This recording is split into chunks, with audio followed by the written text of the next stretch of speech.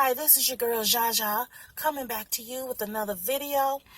Okay, you can see in the description bar below. White women versus black women and oral sex. I was listening to an interview with Plies, and he was talking about they were like, you still with the white woman when it comes to this Becky? And he was like, I ain't never told y'all I was with no white woman. And some people were saying that the one guy, he was married to a white woman, and he stated that he felt that the term was offensive and to white women, and then it was also offensive to black women. So let's break down the situation.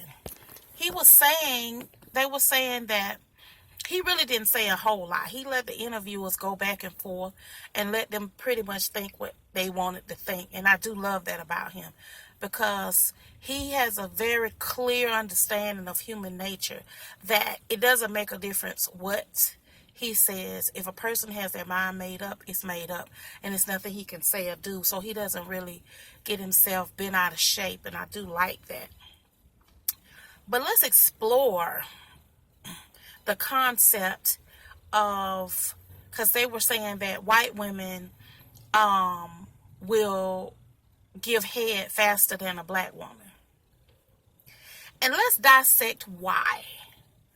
Okay, a white woman has always been able to be sexually uninhibited, and it never has been any negative or stigmatism attached to it. Even if they the sluttiest of sluts, did you still notice that the daddy, the brother, the uncle will all marry her, knowing that they all done slept with her, but they all will marry her? And she'll divorce the uncle and marry the daddy, divorce the daddy and marry the brother, divorce the brother and marry the cousin. And they'll say, Susie's such a good woman. But see, a black woman can't do that. She'll be every slut, whore, every bitch, every hoe, every no count, every derogatory term that she could be. And she did that. Now, back to the fact of oral sex.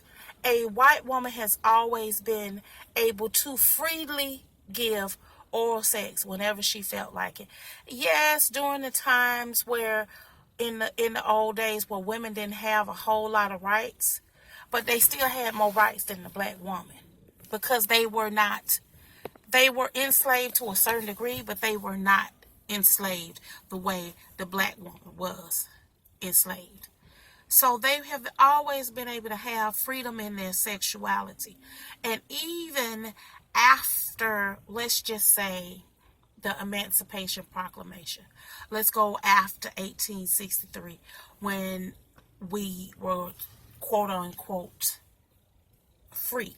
Let's start from there. Still, a white woman was able to be sexually free. In her sexuality was glorified in the movies.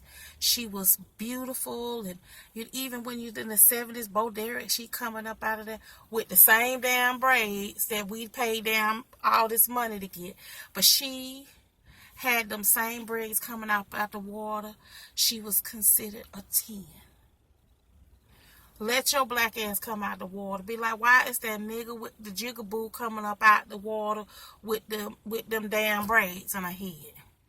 She'll be called every jigaboo, every pickaninny. She wouldn't be considered to be glamorous or sexy.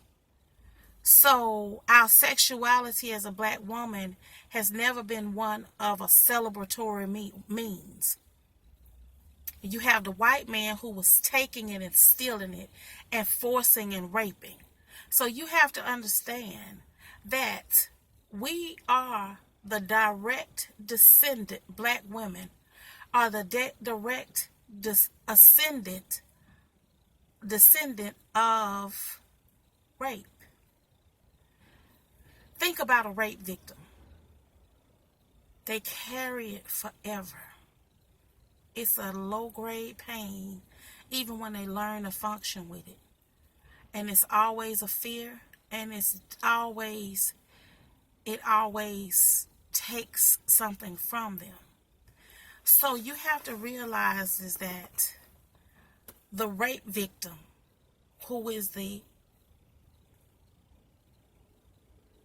black woman, the enslaved black woman, was a rape victim. So it was passed on that sex was bad because you were being raped. You were being forced to do things that you didn't want to do. So you was forced to give head. You was forced to do anal. You was forced to have sex. You was forced to threesomes. You was forced to gangbang. You was forced to all of this derogatory shit. And this is passed down. Good girls don't do this. Good girls don't do that. Because you got to realize is that the rape victim, she loved her daughters. And she didn't want her daughters to be what she was forced to be. So she taught her daughters as a protective mechanism that she is not to be that woman. So that's where the astigmatism comes from. And Plies made the comment that getting head from a black woman is a process. It's something that you were to supposedly to deserve. And of course, the younger generation, the millennials, are a little bit more sexually free. And it's good and it's bad because it's coming with them at a price of a lot of diseases and things that are hurtful because it's killing them. So it's bad because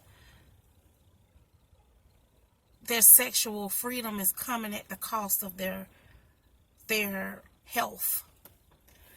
But I need for brothers and for non-brothers who date sisters to understand why head is a process, especially when you're dealing with a woman that's 30 and older. It's a process, and it's something that you should be considered to be shared with somebody that you care about, not just some random, not something to just do. You know, to black women, a lot of times giving head should not be a hello, how you doing situation. It's not something that should be casual.